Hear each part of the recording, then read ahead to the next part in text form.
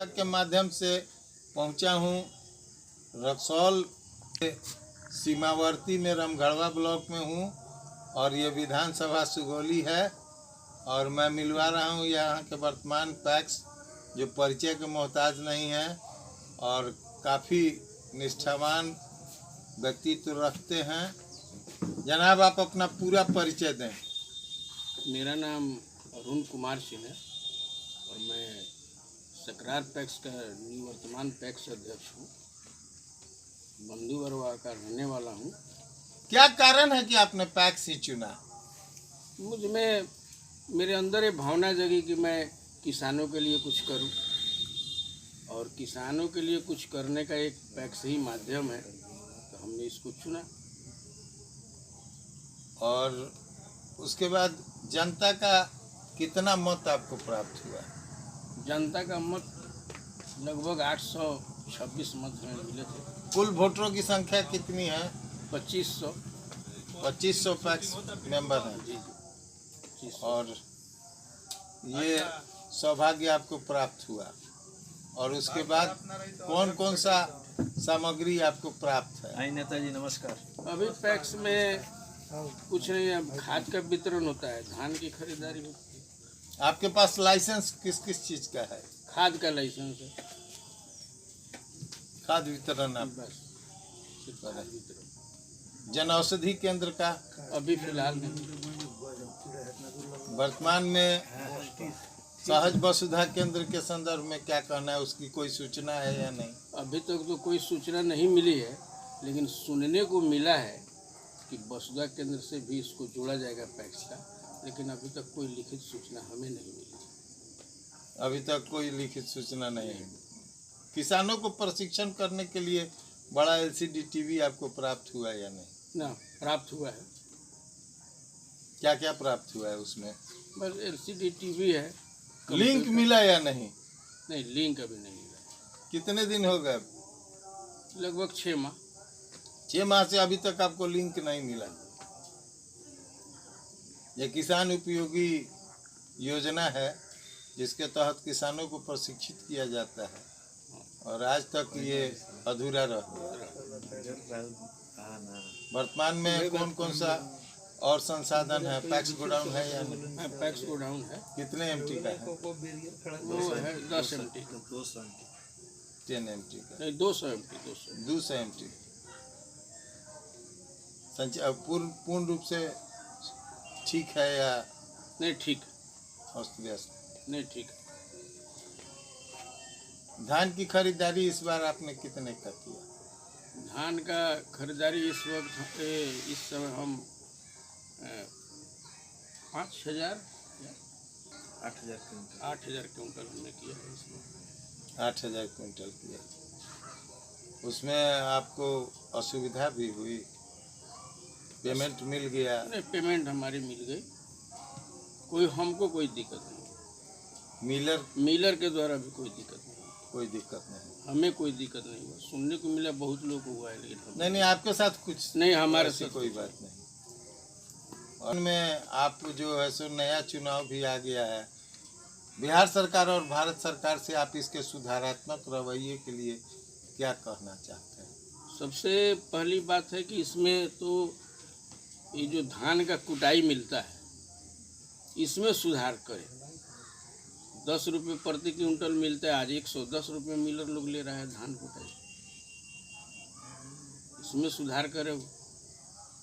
और ये होता है कि ये लोग कागजी शो करके ले रहे हैं या ऐसे ही ले रहे हैं? ये मुझे पूछना है। नहीं, ऐसा ही ले रहे हैं, ऐसा ही ले रहे हैं। बार बार आवाज़ उठाई जाती है जब भी मीटिंग होता है जिला के अंदर, वहाँ पर जिला के विभागीय लोग इस पर कोई ध्यान नहीं देते। वो लोग लिख लेते हैं, लेकिन ऊपर भेजते हैं नहीं भेजते हैं, क्या होता है नहीं होता है। इसमें सुधार हो तो पैक्स का विकास हो सकता है। जरूर। आपके पैक्स में दिखाई दे रही है कमियां। आप तो युवा हैं, साथ साथ आप काम करने वाले लोग हैं और आपका जनता से वादा क्या था? हमारी जनता से वादा था कि खाद, मेरे पैक्स में खाद का वितरण नहीं होता था। हमने कहा था कि हम जीतेंगे तो खाद का वितरण जरूर कराएंगे।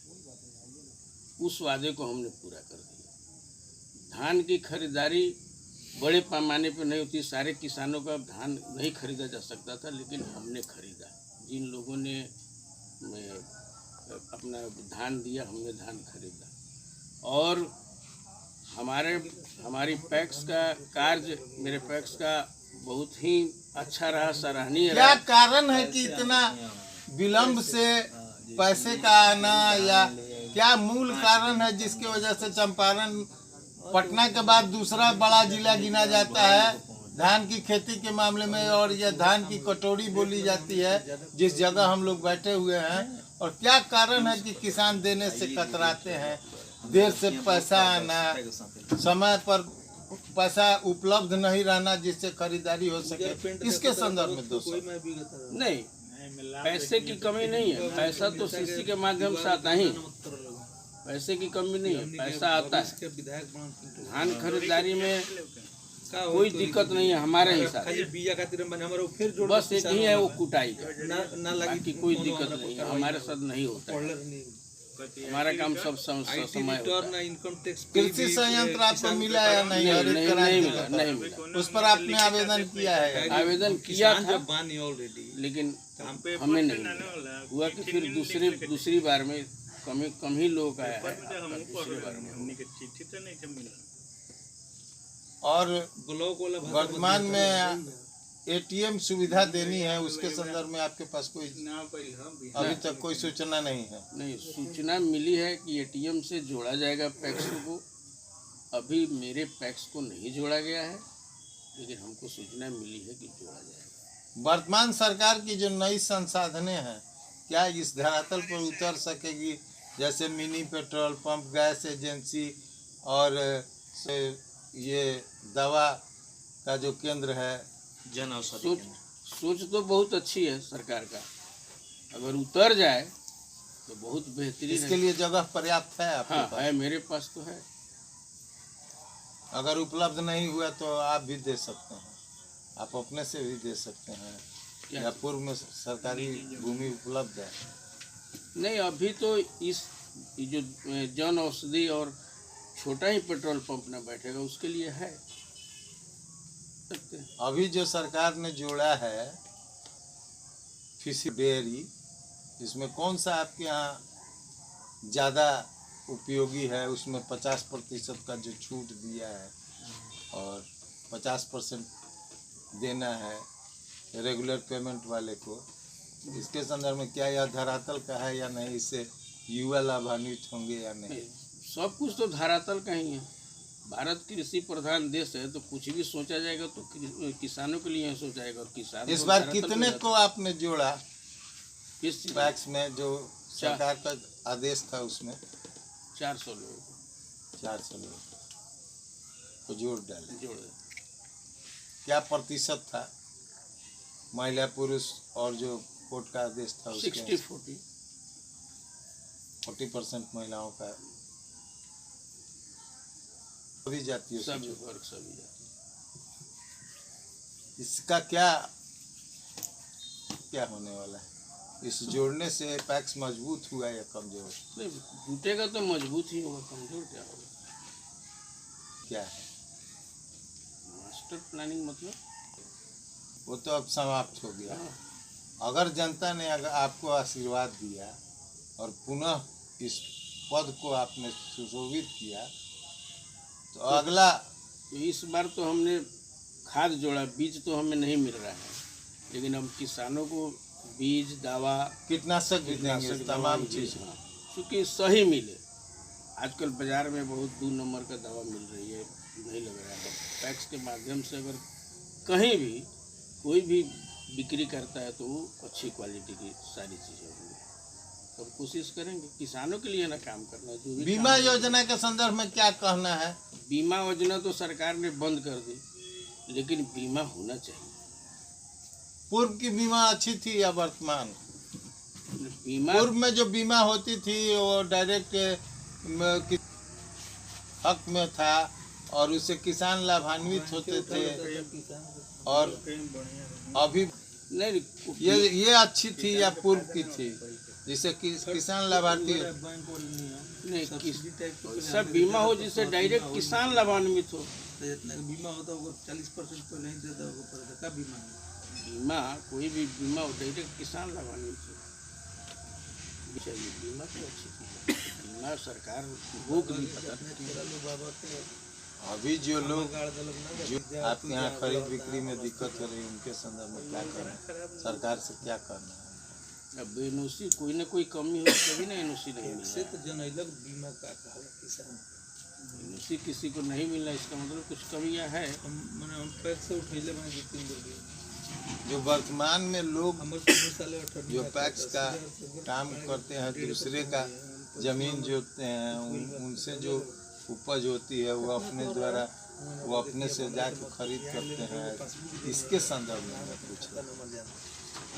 तो रैयत की बात कर रहे हैं। तो उनको दोनों किसान का खरीदते हैं धान या गेहूँ जो भी हो। इसमें तो वे लोग शरीक नहीं होंगे जिनका एनओसी प्राप्त नहीं है और एनओसी आसानी से मिल नहीं रहा है। क्या कारण है? इसके लिए क्या सुधार किया जाए? नहीं, इसके लिए बात आपका सही है। इसके लिए ब्लॉक स्तर पर अंचलाधिकारी के माध्यम से कुछ न कुछ हो ताकि सारे लोग, बहुत से लोग धान बेचने से वंचित रह जा रहे हैं। वंचित हैं, यही पूछ रहे थे हम आपसे। नहीं, ये बात आपकी सत्य है। इसके लिए कोई माध्यम हो, अंचलाधिकारी के माध्यम से हम लोग बात भी किए थे पिछली बार, किस किसानों को सहूलियत दिया जाए ताकि वो अपनी धान को बेच सके।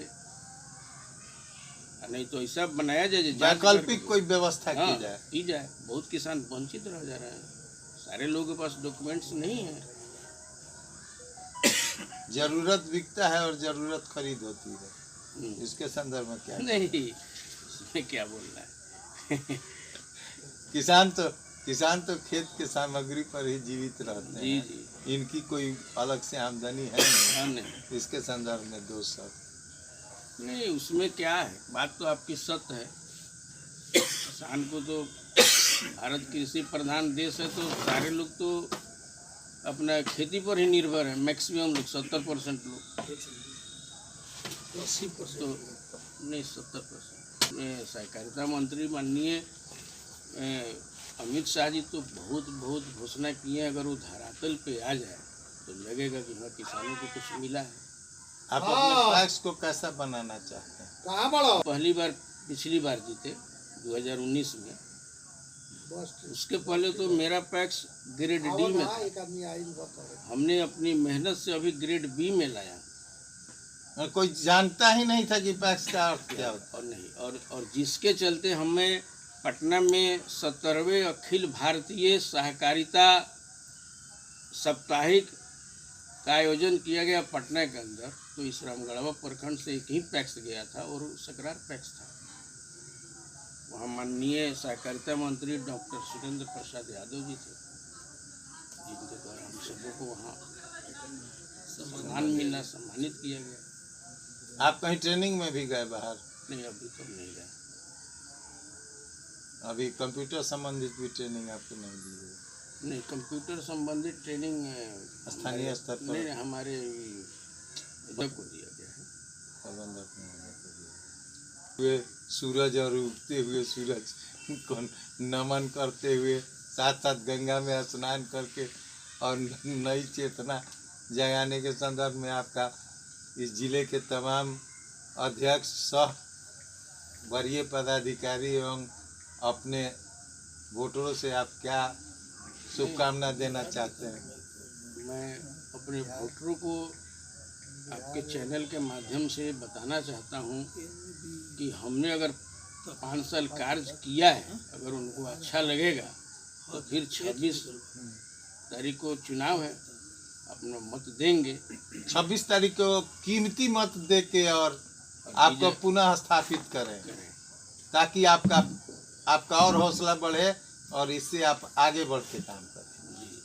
धन्यवाद। मैं बिहार हद तक के माध्यम से एक युवा और नई सोच के तहत राजनीति नहीं मानव सेवा के मूल मंत्र से आए हुए हैं और आज भी वही सोच है और वही अंदाज है और उम्मीद ही नहीं, इनको पूर्ण विश्वास है जनता से कि जिसके लिए इन्होंने कार्य किया वो पुनः इनको आशीर्वाद देंगे, और आशीर्वाद दिया तो इस ब्लॉक का अव्वल जरूर होगा।